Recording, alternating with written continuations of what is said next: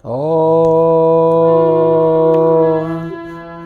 वासुदेवेन्द्रयोगीन्द्रं वासुदेवेन्द्रयोगीन्द्रं नत्वा ज्ञानप्रदं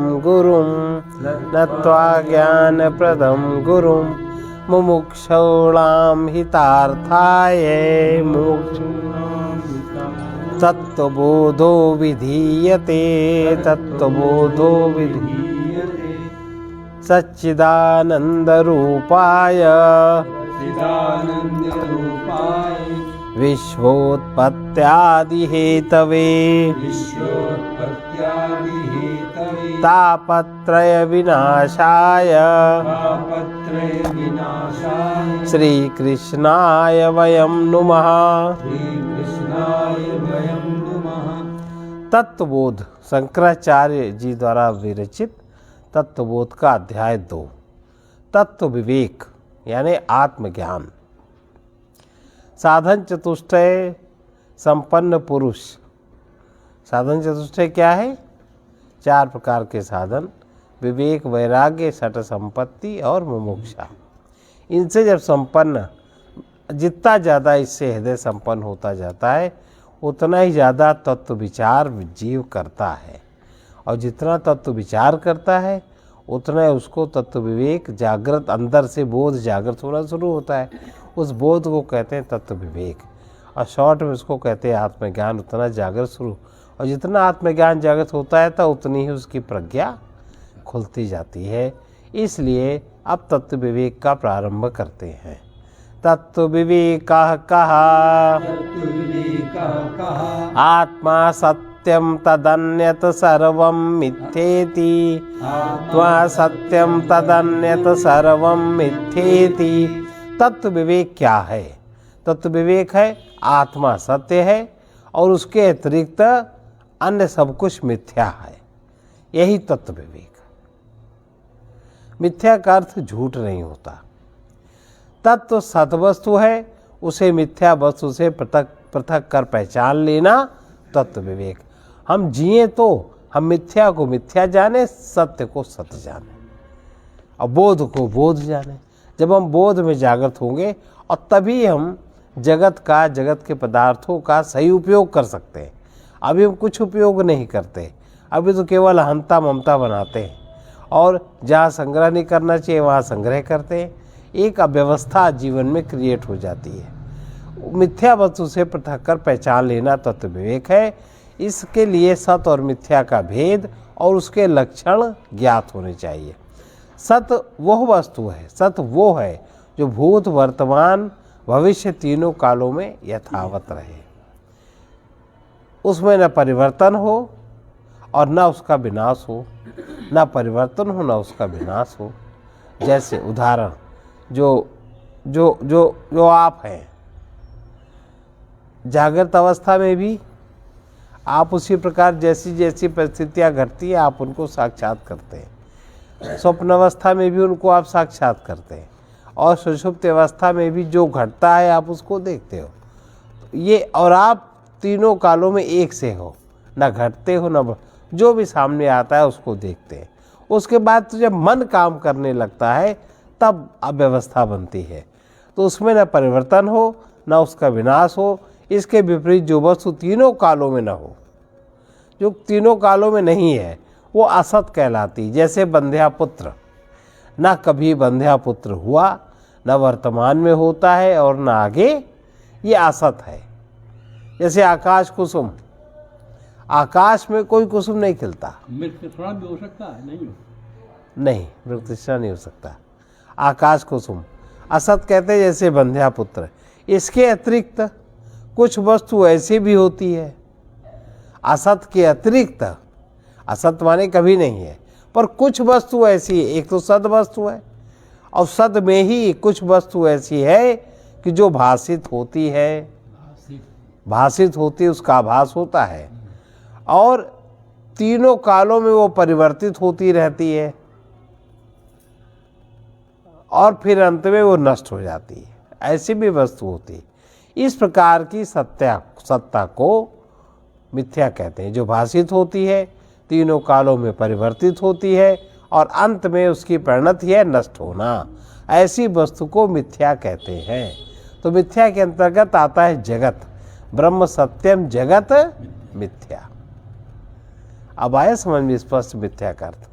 संक्षेप में कह सकते हैं कि नित्य वस्तु सत्य है और जो अनित्य वस्तु है वो मिथ्या है, और जो असत है वो है ही नहीं।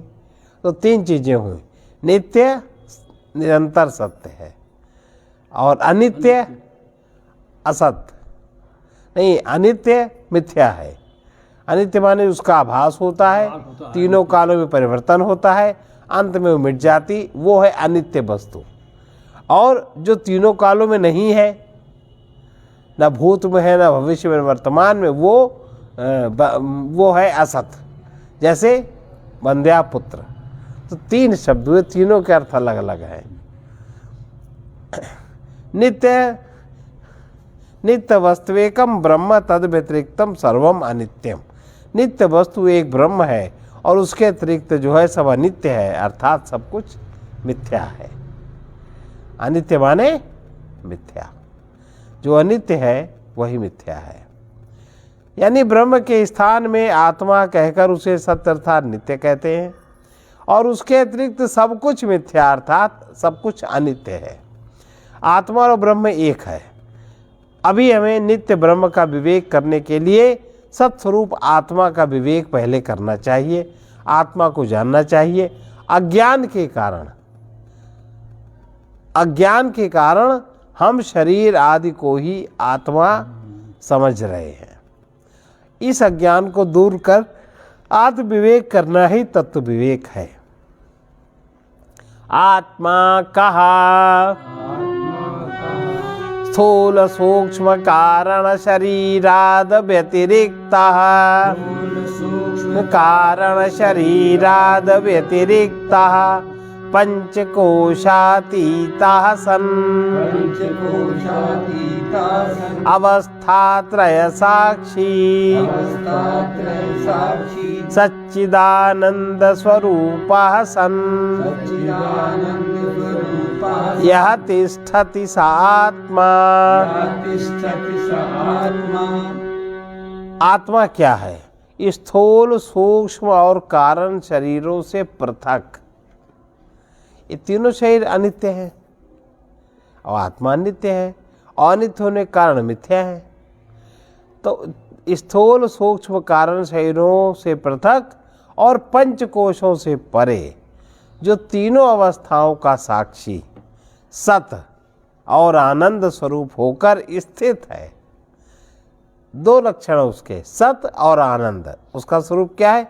एक तो सत है इसीलिए आनंद है, असत है इसीलिए दुख है।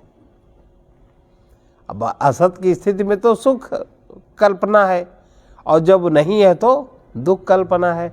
लेकिन आत्मा सत है और तीनों कोशों से परे और आनंद है, साक्षी है, सत है और आनंद है। इसके तीन विशेषण हुए। ये होकर ये स्थित है स्वात्मा। आत्मा अपना स्वरूप है, अपना स्वरूप अपने से कभी पृथक नहीं हो सकता। यह सत्यचित और आनंद स्वरूप है। शरीर आदि हमसे पृथक अनात्मा है, फिर भी भ्रम से उनमें आत्मभाव का अनुभव हमें होता है। जब तक हम विचार नहीं करेंगे तब तक इसी भ्रम में पड़े रहेंगे। यही भ्रम हमारे लिए कर्म बंधन का कारण बना हुआ है। विवेक विचार से आत्मा को अनात्मा से पृथक कर भ्रम दूर किया जा सकता है। इसके लिए आत्मा के लक्षण और अनात्मा के लक्षण पृथक रूप से स्पष्ट ज्ञात होने चाहिए।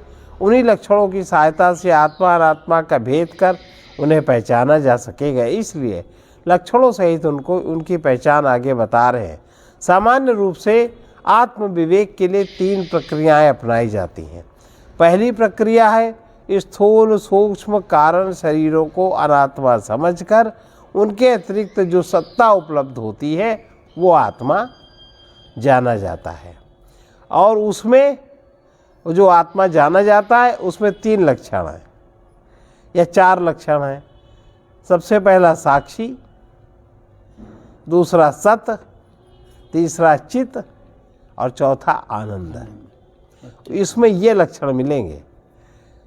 दूसरी प्रक्रिया, ये पहली प्रक्रिया। दूसरी प्रक्रिया में अन्नमय, प्राणमय, मनोमय, विज्ञानमय, आनंदमय 5 कोषों से परे जाकर हम अपने स्वरूप को साक्षात पा सकते हैं। यहाँ भी आत्मा के तीनों लक्षण अनुभव में आते हैं। तीसरी प्रक्रिया में क्या है? जागृत, स्वप्न, सुषुप्ति को की 3 अवस्थाओं पर विचार किया जाता है। इन अवस्थाओं का साक्षी जो है वही अपना स्वरूप आत्मा है, जो सतचित और आनंद के रूप में उपलब्ध होता है। आत्मज्ञान कराने के लिए उपनिषदों में यही 3 प्रक्रियाएं बताई गई है और चौथी कोई प्रक्रिया आर्ष प्रक्रिया नहीं है। शरीर त्रय। अब जो 3 प्रकार के शरीर हैं, 3 प्रकार के शरीर क्या? आत्मा तीनों शरीरों से भिन्न है। तीनों शरीर अनित्य हैं, इसलिए मिथ्या है। आत्मा के अतिरिक्त है, इसलिए आत्मा को पहचानने के लिए 3 शरीरों के गुण लक्षण जानकर उन्हें अपने से पृथक समझना होगा। वो हमसे पृथक हैं, ये समझ, ये प्रज्ञा जब जगेगी तब ये बात समझ में आएगी। तीनों शरीर हैं। अगर हम बाहर से चलें तो पहला स्थूल शरीर, दूसरा सूक्ष्म शरीर, तीसरा कारण शरीर। और अगर अंदर से चले, आत्मा की तरफ से चलते हैं तो पहला कारण शरीर, फिर सूक्ष्म शरीर, फिर स्थूल शरीर। पहले स्थूल शरीर की पहचान बता रहे हैं। ये पहचान अपने शरीर में देखनी चाहिए, है कि नहीं। स्थूल शरीर। स्थूल शरीर क्या है? स्थूल शरीरम किम पंचीकृत पंच महाभूतैः कृतं सत्कर्मजन्यं सुख दुःखादि भोगायतनं शरीरम भोगायतनं शरीरम अस्ति जायते वर्धते विपरिणमते वर्धते विपरिणमते अपक्षीयते विनश्यतीति क्षीयते विनश्यतीति षड्विकार वदे तत् स्थूल शरीरम षड्विकार वदे तत् स्थूल शरीरम। अब स्थूल शरीर क्या है? पंचीकृत पंच महाभूतों से निर्मित है, सत्कर्मों से उत्पन्न। स्थूल शरीर भी सत्कर्मों से मिलता है, सत्कर्मों से उत्पन्न। जितना आप सत्य में स्थित होते जाएंगे, सत्य में अहंकार से अलग होते जाएंगे, उतना ही आपका स्थूल शरीर बढ़िया हो। क्यों? सत्कर्म क्या है? सेवा, त्याग, प्रेम। सेवा करेंगे, उसके बदले कुछ चाहेंगे नहीं। दोषों का त्याग करेंगे, अंदर अंदर कोई जानेगा नहीं। और अंत में जब आत्मा का आवरण हटेगा तो प्रेम उपलब्ध होगा। अब इस 3 प्रकार की क्रियाओं से ये सत्कर्म हुआ। अब इसका जो परिणाम होगा, आपको स्थूल शरीर बहुत सुंदर मिलेगा। और अगर सत्कर्म न बना, सेवा आदि जीवन में न बनी, तो आपका स्थूल शरीर भी सुंदर। देखो महाराज जी का शरीर कितना सुंदर था, है ना? और तो बिल्कुल आखिरी कोटि पे थे। अभी अभी अभी देखो जो पुनः उत्पन्न है, देखो कितना सुंदर है महाराज जी।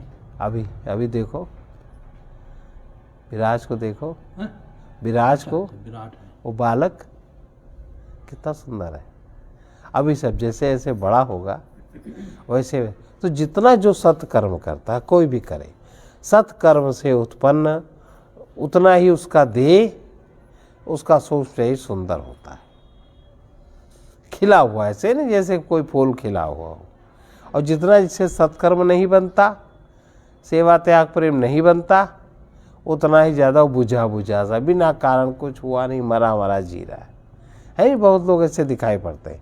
तो जितना लोग इसमें, अब तो पंचीकृत पंच महाभूतों से निर्मित, सत्कर्म से उत्पन्न, सुख दुख आदि भोगों के भोगने का स्थान। इसमें देखो पुण्य कर्म से उत्पन्न नहीं लिखा, सत्कर्म। सत्कर्म। सत्कर्म और पुण्य कर्म में फर्क है। सत्कर्म सत से संबंधित होता है और उसमें सत्कर्म के बाद आपको परिणाम सत में स्थित बनती है। तो बाहर जो चीज़ है कोई डिस्टर्ब नहीं कर रही है, जो चीज़ हुई सो अच्छी हुई।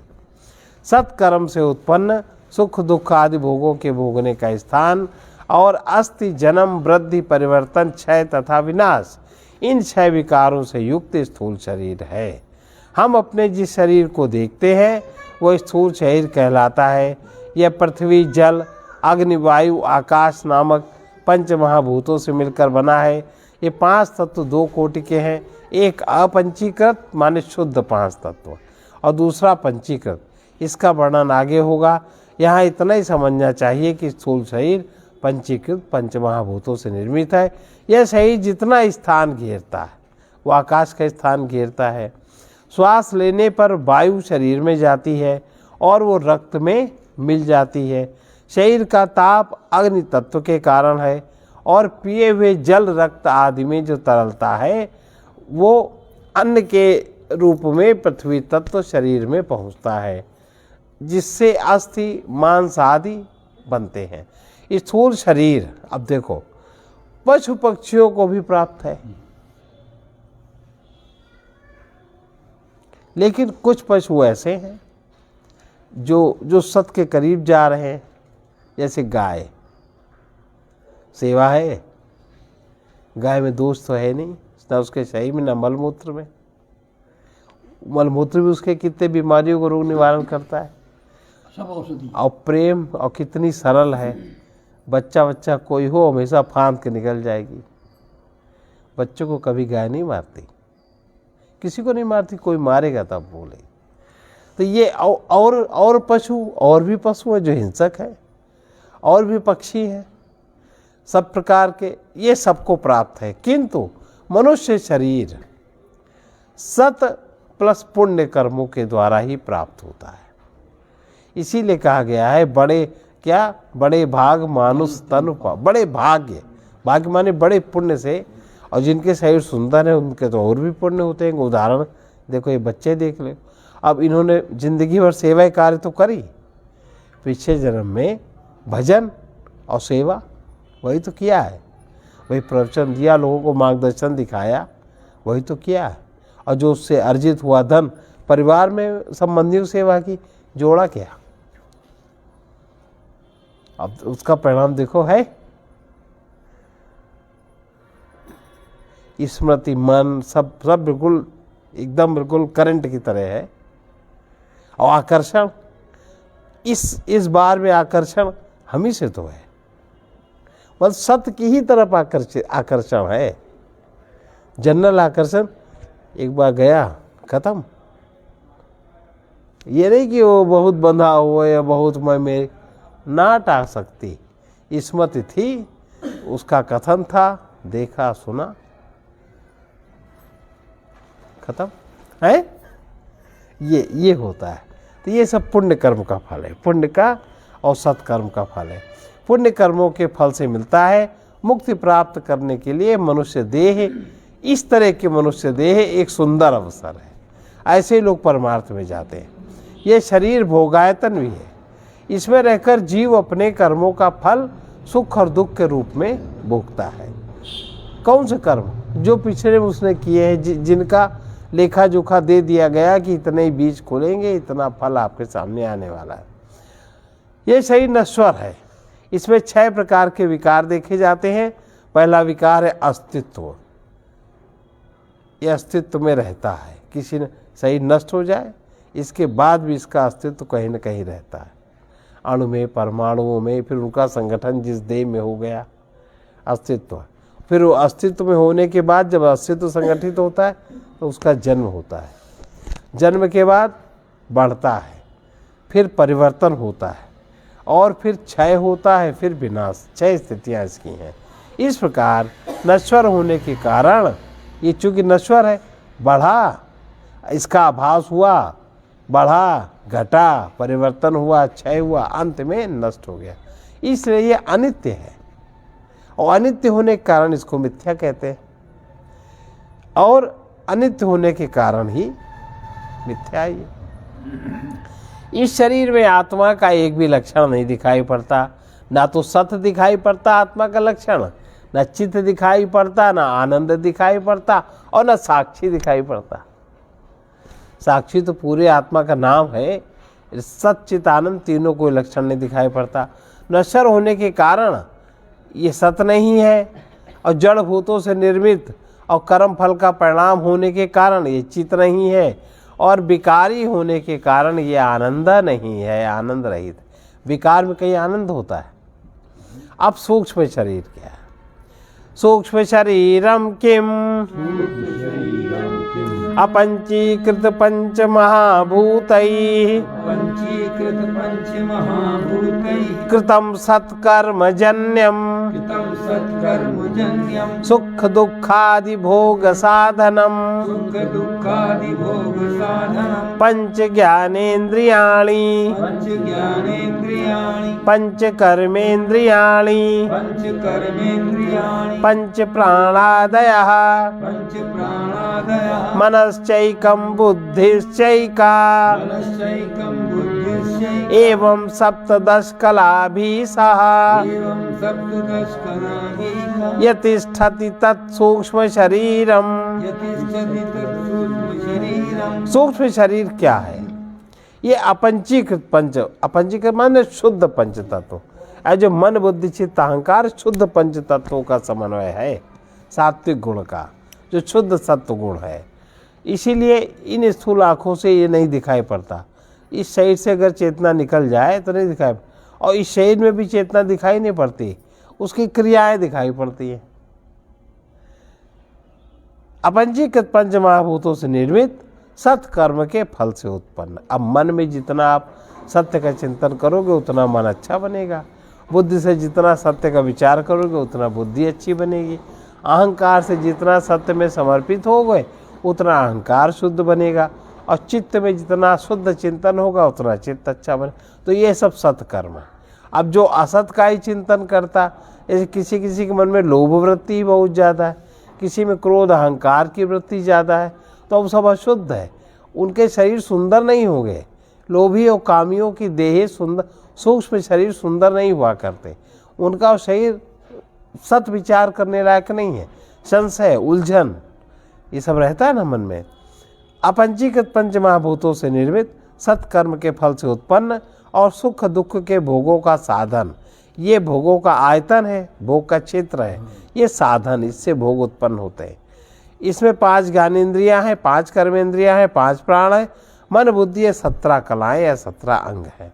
स्थूल शरीर में सूक्ष्म शरीर का वास है। ये पंचीकृत पंच महाभूतों से निर्मित होने के कारण सूक्ष्म है, और ये भौतिक होने के कारण ये जड़ है।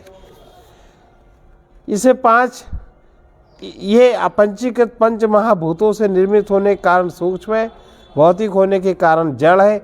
इसमें भाषित होने वाली चेतना इसकी अपनी चेतना नहीं है। इसकी रचना पूर्व जन्म में किए सत्कर्म के कारण होती है।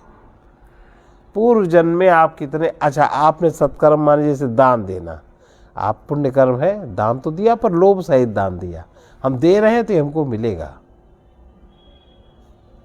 इसे देते हैं, तो ये शुद्ध क्रिया नहीं है।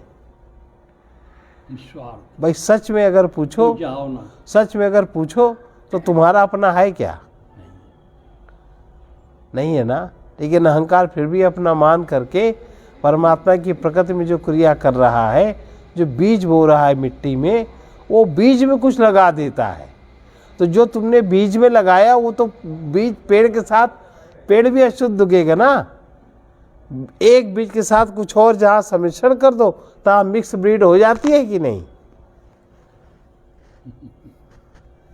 ऐसे ही सत्कर्म के साथ अगर असत कर्म जुड़ा हुआ हो तो सत्कर्म नहीं होता।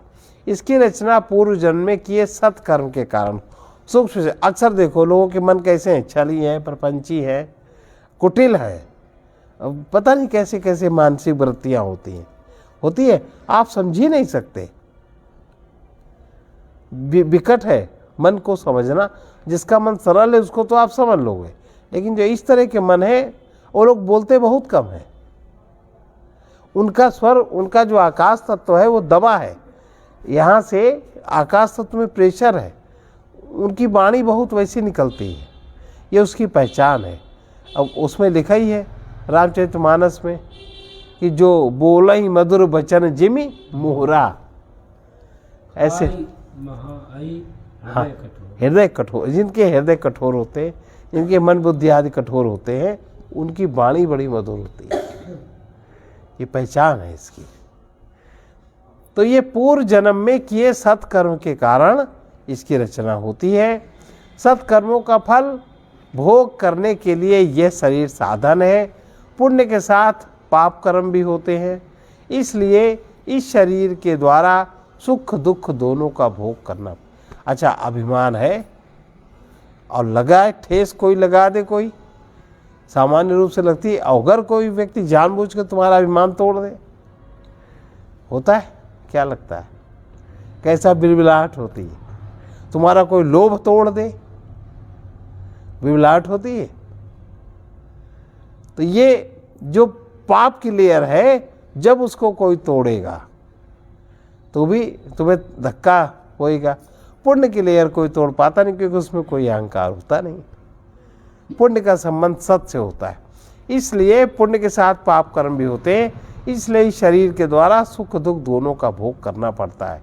जितना क्लेश मन से होता है, मन का दुख जितना गहरा होता है उतना शरीर का नहीं होता।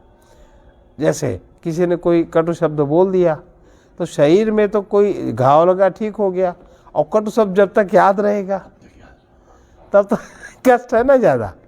और अविद्या और अस्मिता, प्रबल अहंकार, प्रबल मैं, और फिर कितना राग, कितना द्वेष, और कितना मृत्यु का भय, कितना। अब इसका सबका भोग करना है तो सूक्ष्म शरीर के द्वारा सुख दुख दोनों का भोग करना पड़ता है। ध्यान रहे, स्थूल शरीर का भोग आयतन माने भवन कक्ष, स्थूल शरीर में पूरा भोग खुल जाता, माने दिखाई पड़ता। आप लंगड़े हो गए, आप लूले हो गए, आपको कैंसर हो गया, आपको बीमारी हो, आपका मुंह टेढ़ा बना, आपका मुंह सीधा बना, आपके पैर दूसरी तरह बने, ये सब दिखाई पड़ता है। लेकिन सूक्ष्म शरीर का कुछ दिखाई नहीं पड़ता, दिखाई नहीं पड़ता। ये और सूक्ष्म शरीर भोग का उपकरण है। उपकरण कहाँ दिखाई पड़ता? थोड़ा उपकरण आप दबा लो, कहाँ दिखाई पड़ेगा? सूक्ष्म शरीर में इंद्रियां, प्राण, मन, बुद्धि आते हैं। इनको स्थूल शरीर से पृथक समझना चाहिए। स्थूल शरीर में इनके गोलक या ठिकाने हैं, जहाँ स्थित रहकर ये शरीर को चलाते हैं। इंद्रियां आदि, इंद्रियों का वर्णन। श्रोतम त्वक चक्षु रसना घ्राणम इति पंच ज्ञानेन्द्रियाणि, घ्राणम इति पंच ज्ञानेन्द्रियाणि। कान, त्वचा, नेत्र, जिह्वा और नासिका, ये 5 ज्ञानेन्द्रियां हैं। अब इन ज्ञानेन्द्रियों के देवता कौन है? कर्ण आदि 5 इंद्रियों से बाह्य जगत का ज्ञान प्राप्त होता है, इसलिए इन्हें ज्ञानेन्द्रियां कहते हैं। ये सूक्ष्म रूप है। स्थूल शरीर के गोलकों में इनका वास रहता है, सूक्ष्म इंद्रियां। पर ये जो ये ढांचा बना है, इसमें इसकी सेटिंग रहती है सूक्ष्म शरीर की, और वो पूरी सेटिंग करी जाती है आपकी 3 महीने में। जब 3 महीने का शरीर पूरा बन जाता है, तब सूक्ष्म देह सेट किया जाता है। तब तक स्थूल शरीर के गोलकों में इनका वास रहता है। इन सब इंद्रियों के एक एक देवता हैं, नहीं तो आपकी औकात ये नहीं है कि आप इंद्रियों को संभाल सको, शरीर को संभाल सको। श्रोतस्य दिग्देवता त्वचो वायु, चक्षुषा सूर्य, रसनाया वरुणा, घ्राणस्य अश्विनौ इति ज्ञानेन्द्रिय देवता। कान के देवता दिक् है, माने जो आकाश के स्वामी है देव के, समझे भगवान विष्णु, वो है कान के देवता।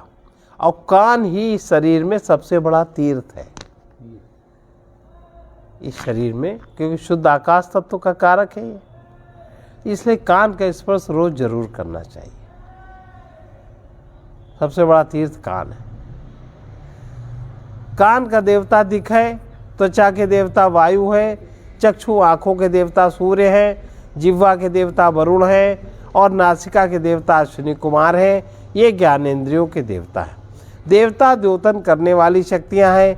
ईश्वर समस्त जगत का नियंता है। उसके अंशभूत देवता उसके अधीन रहकर जगत और जीवों पर प्राकृतिक नियमों के अनुसार नियंत्रण रखते हैं। ये देवता हमारे अंदर व्यष्ट रूप से और बाहर जगत में समस्त रूप से प्रकृति के किसी विशेष नियम का संचालन करते हैं। ये देवता वो देवता वहाँ का अधिष्ठाता है। जहाँ का ये समष्टि रूप में प्रकृति के किसी विशेष नियम का संचालन करते हैं, वो देवता वहीं का अधिष्ठाता है। उसकी वहीं पूजा पाठ होनी चाहिए और होती है। अब आजकल लोग को समझते हैं नहीं, देख करके धुम हर एक में बस करने लगते हैं। अब जैसे लोग कुछ मतलब कहा देवता या मंदिर सामने का हाल कान पकड़ा था, तो मतलब ये अच्छी बात है। नहीं, कान पकड़ना अलग बात है। कान का स्पर्श अलग बात है। स्पर्श अलग बात है। कान क्यों पकड़ रहे हो? हाँ, कान पकड़ते ऐसे कर रहा था। हाँ, ये सब नहीं। वही स्पर्श में लोग गलत समझ लेते हैं। तो ये जगत में समस्त रूप से प्रकृति के किसी विशेष नियम का संचालन करते हैं। वो देवता वहीं का अधिष्ठाता होता है। आपके घर में भी अलग अलग क्षेत्र के घर के अलग अलग देवता हैं। वस्तु आदि सामान आदि आप कहाँ क्या रखिए उसके अलग अलग देवता हैं और अलग अलग ग्रह हैं। जैसे राहु का निवास आपके बाथरूम में है, राहु केतु बाथरूम में, शनि का स्थान कहीं और है, शुक्र का स्थान आपके बेडरूम में। इस प्रकार से जो आपके जो घर का भी क्षेत्र बटा हुआ है वो अलग अलग ग्रह और अलग अलग देवता से अधिष्ठित है। अगर आप वहाँ का करते हो तो वही उसी स्थान पर अगर उस चीज़ का सामान आदि रखते हो तो आपके घर की आपकी बढ़ोतरी होती है और विपरीत करते हो तो बढ़ोतरी नहीं होती। उदाहरण के रूप में स्थूल शरीर का कान, उसका छिद्र आदि जड़ गोलक है, उसमें स्थित क्रिया शक्ति प्राण है, जिसके द्वारा सब तरंगे कान के पर्दे से मस्तिष्क तक पहुंचती हैं और उसके साथ विद्यमान रहने वाला चेतन तत्व ही प्राण, शब्द और शरीर कान की उपाधि से देवता है। इन सब के सहयोग से हम शब्द ग्रहण करते हैं। कान का देवता दिव्य आकाश है। बाहर समस्त आकाश में व्याप्त चैतन्य आकाश की उपाधि धारण कर दिक् देवता है, अर्थात भगवान विष्णु। उसी का एक अंश कान में स्थित होकर हमें शब्द सुनने में सहायता करता है। यही नियम अन्य सब इंद्रियों के साथ है। ईश्वर और उसके अधीनस्थ देवताओं का विस्तृत वर्णन अब जब आगे प्रसंग होगा तो उसमें और बड़ा सुनेंगे। अब इन ज्ञानेंद्रियों का कार्य क्या है? श्रोतस्य विषयः शब्द ग्रहणम, त्वचो विषयः स्पर्श ग्रहणम, चक्षुषो विषयः रूप ग्रहणम, रसनाया विषयः रस ग्रहणम, घ्राणस्य विषयः गंध ग्रहणमिति, गंध ग्रहणमिति। कान का विषय शब्द ग्रहण करना। देखो, शब्द देखना नहीं है। लोग कहते ना आंखों से देखते हैं, शब्द गलत। आंखों से शब्द ग्रहण करते हैं। जैसे कोई कहे कान से शब्द देखते हैं, गलत बनेगा। कान से सुनते हैं। तो कान का विषय शब्द ग्रहण करना है, माने शब्द पकड़ना है। त्वचा का विषय स्पर्श करना नहीं, स्पर्श ग्रहण करना है। चक्षु का विषय रूप ग्रहण करना है। जिह्वा का विषय रस ग्रहण करना है और नाक का विषय गंध ग्रहण करना है। सभी ज्ञानेंद्रियों के कार्य क्षेत्र बटे हुए हैं। वे ज्ञानेंद्रियां एक के दूसरे क्षेत्र में कोई अतिक्रमण नहीं करता, वे अपने ही क्षेत्र में कार्य करती हैं। इसलिए पांचों ज्ञानेंद्रियों के लिए विषयों के क्षेत्र भी 5 है। 5 विषय हैं: शब्द, स्पर्श, रूप, रस और गंध। इंद्रियां इन विषयों को मस्तिष्क तक पहुंचाती हैं और वहीं से वे मन और बुद्धि को पहुंचाए जाते हैं। अब कर्मेंद्रियां कितनी हैं? वाक् पाणिपाद पायुपस्थानि पाणिपाद पायुपस्थानि इति पंचकर्मेन्द्रियाणि पंचकर्मेन्द्रिय वाक् माने वाणी, हाथ, पैर, गुदा, उपस्थ 5 कर्मेंद्रियां हैं। कर्म करने के लिए 5 इंद्रियां हैं।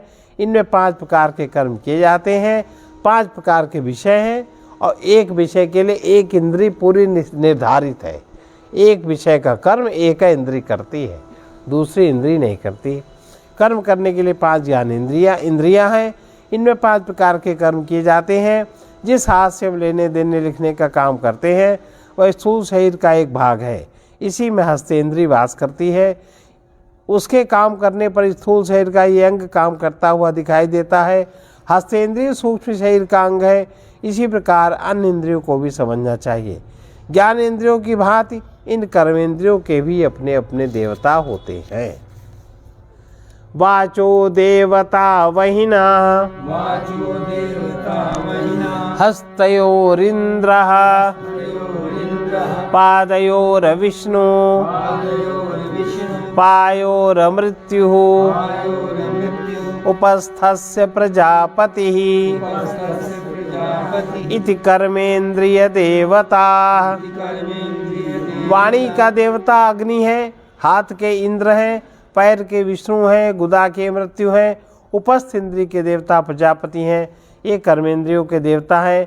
अग्नि, इंद्र, विष्णु, यमराज, प्रजापति देवता हैं। प्रकृति की विविध शक्तियों के ये स्वामी हैं। इन्हीं का एक अंश हम सबकी कर्मेंद्रियों में स्थित होकर इनका नियंत्रण कर रहा है। इस प्रकार एक कर्मेंद्रिय के 3 स्तर हुए। स्थूल शरीर का अंग, उसमें वास करने वाली प्राणमयी इंद्रिय और उसका नियंत्रण करने वाला उसका अधिष्ठित देवता। इन तीनों के संयोग से कर्म होता है। प्रत्येक कर्मेंद्रिय का अपना काम है। क्या काम है? वाचो विषया भाषणम वाचो विषया भाषणम पाण्योर्विषयः वस्तु गृहणम पाणयोर्विषयः वस्तुग्रहणं पादयोर्विषयः गमनम पायोर्विषयः गमनं पायोर्विषयः मलत्यागः पायोर्विषयः मत्यागः उपस्थस्य विषयः आनंद इति उपस्थस्य विषयः आनंद इति। वाणी का विषय भाषण करना है, हाथ का वस्तु ग्रहण करना, पैर का चलना, गुदा का मल त्याग, उपस्थ का विषय प्रजनन सुख। कर्मेंद्रियों के कर्म ही उनके विषय हैं। वाणी एक कर्मेंद्रिय है, उसके द्वारा बोलने का काम होता है। हाथ दूसरी कर्मेंद्रिय है, लेकिन बोलता कब है प्राणी? जब उसका ज्ञान होता है शब्द का, और तो सुनती है ज्ञानेंद्रिय, उसकी प्रतिक्रिया करती है कर्मेंद्रिय। हाथ दूसरी कर्मेंद्रिय है, उसके द्वारा कोई वस्तु पकड़ते हैं। इसी प्रकार अन्य इंद्रियों के अपने काम समझने चाहिए। सूक्ष्म शरीर में 5 ज्ञानेंद्रियाँ, 5 कर्मेंद्रियाँ, 5 प्राण, मन, बुद्धि आदि बताए गए हैं। इनमें से ज्ञानेंद्रियाँ कर्मेंद्रियाँ का वर्णन हो चुका। प्राण, मन और बुद्धि का वर्णन यहाँ नहीं, आगे होगा। जब पंचकोश विवेक का सुनेंगे तब उसमें किया जाएगा। अब यहाँ कारण शरीर, अब कारण शरीर हम लोग कल सुनेंगे।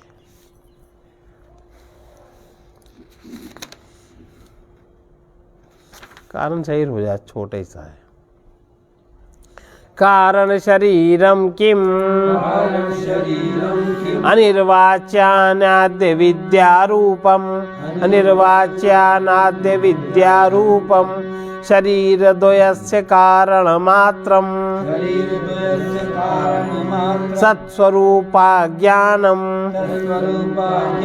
निर्विकल्पकरूपम यदस्ति निर्विकल्पकरूपम यदस्ति तत्कारण शरीरम। कारण शरीर क्या है? जो अनिर्वाच्य है, वाणी से जिसको नहीं कहा जा सकता, अनादि है, पता नहीं कब से शुरू हुआ, अविद्या रूप है, 2 शरीरों का कारण मात्र है, सत्स्वरूप का ज्ञान और निर्विकल्पक रूप है। इसे कारण शरीर कहते हैं। 3 शरीर हैं, स्थूल, सूक्ष्म और कारण। कारण शरीर सूक्ष्म और स्थूल शरीरों का कारण है, इसलिए उसे कारण शरीर कहते हैं। सूक्ष्म और स्थूल शरीर उसके कार्य हैं। कारण से उत्पन्न कार्य नष्ट होने पर कारण में ही विलीन हो जाता है। जैसे मिट्टी रूप कारण के घट रूप कार्य उत्पन्न होता है और घट नष्ट होने पर पुनः मिट्टी में ही लीन हो जाता है। सब लोगों का कारण शरीर एक समान नहीं है, इससे सबकी बुद्धि भी एक समान नहीं है। स्त्री पुरुष कीट पतंग पशु पक्षियों के नाना रूप शरीरों का हेतु कारण शरीर ही है, इसलिए शरीर द्वयस्य कारण मात्रम। यह शरीर अविद्या रूप है। अविद्या का अर्थ है सत्स्वरूप का ज्ञान अथवा सत्स्वरूप आत्मा है, उसका अनुभव ना होना ही अज्ञान है, जिसे अविद्या कहते हैं। आत्मा तो अनादि अनंत और नित्य है, किंतु अविद्या इस कोटि की नहीं है। वो अनादि तो है किंतु अनंत नहीं है। विद्या के प्रकाश में अविद्या नष्ट हो जाती है। अनिर्वाच्य उस वस्तु को कहते हैं जो न तीनों कालों में सत हो और न आकाश कुसुम के समान असत हो। ऐसी वस्तु को मिथ्या भी कहते हैं। गहन निद्रा में अपना पराया कुछ भी ज्ञात नहीं होता, यही अविद्या है। इसमें किसी द्वैत का बोध न होने के कारण निर्विकल्पक रूप कहा जाता है। जागृत स्वप्न अवस्थाओं में नानात्व अर्थात विकल्प देखा जाता है। इसे अधिक स्पष्ट रूप में समझने के लिए 3 अवस्थाओं का विचार करना चाहिए। उसका वर्णन हम लोग कल सुनेंगे।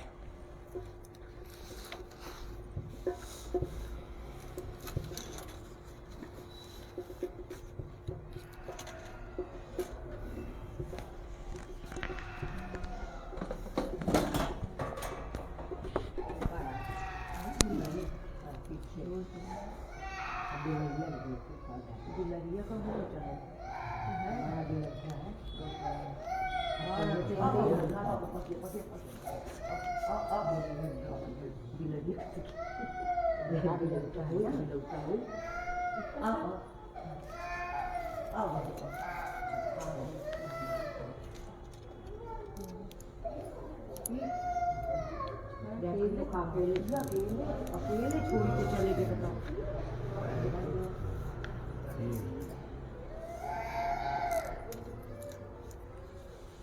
भूल न जाना तुम जिससे सब कुछ पाते, भगवान वही है। भूल न जाना तुम जिससे सब कुछ पाते, भगवान वही है। उससे विमुख बना देता जो, उससे विमुख बना देता जो मानव को अभिमान वही है। मानव को अभिमान वही है। त्यागी वो जो अहंकार के, त्यागी वो जो अहंकार के सहित वासना को तज देवे, सहित वासना को तज देवे। भय चिंता मिट जाए जिससे, भय चिंता मिट जाए जिससे, आस्तिक का सद्ज्ञान वही है।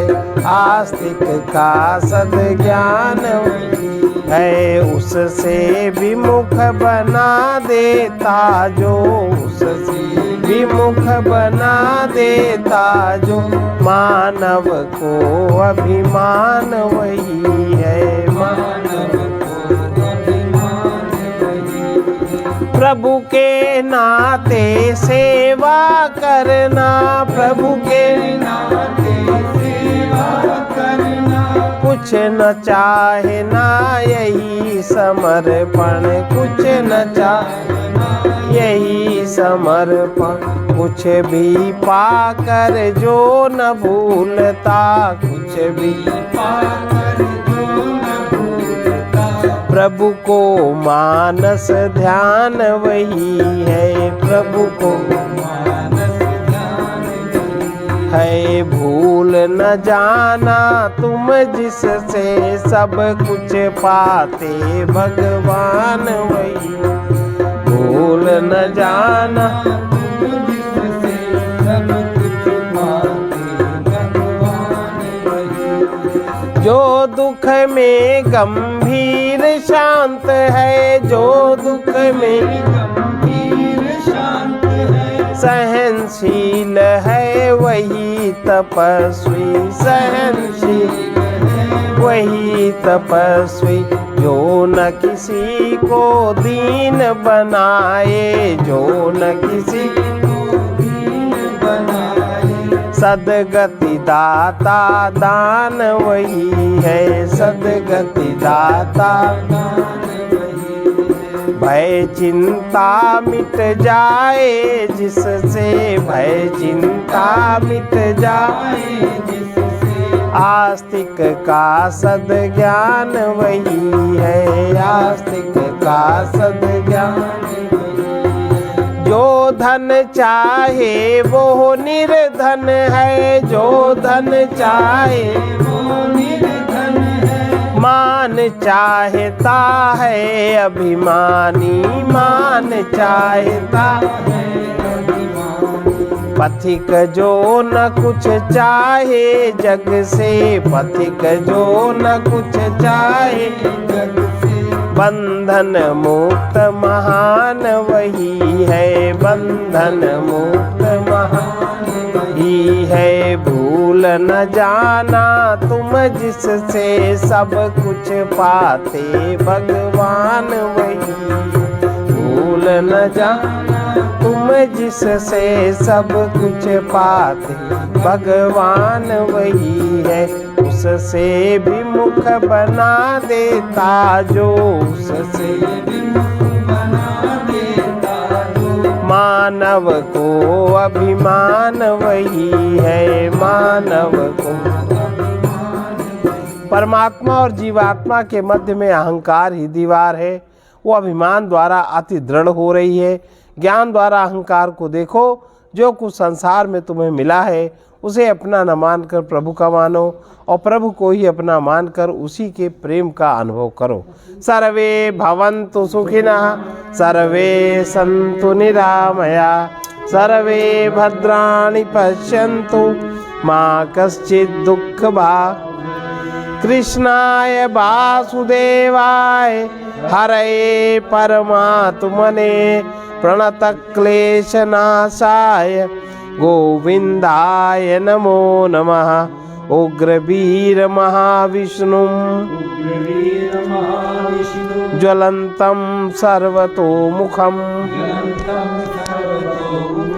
निसिंहं भीषणं भद्रं मृत्योर्नमाम्यहम्। ॐ ह्रौं जूं सः ॐ भूर्भुवः स्वः ॐ त्र्यंबकं यजामहे सुगंधिं पुष्टिवर्धनम्। उर्वारुकमिव बन्धनात् मृत्योर्मुक्षीयमामृतात्। ॐ स्वः ॐ भुवः भूः ॐ सः जूं ह्रौं ॐ। असतो मा सद्गमय तमसो मा ज्योतिर्गमय मृत्योर्मामृतं गमय।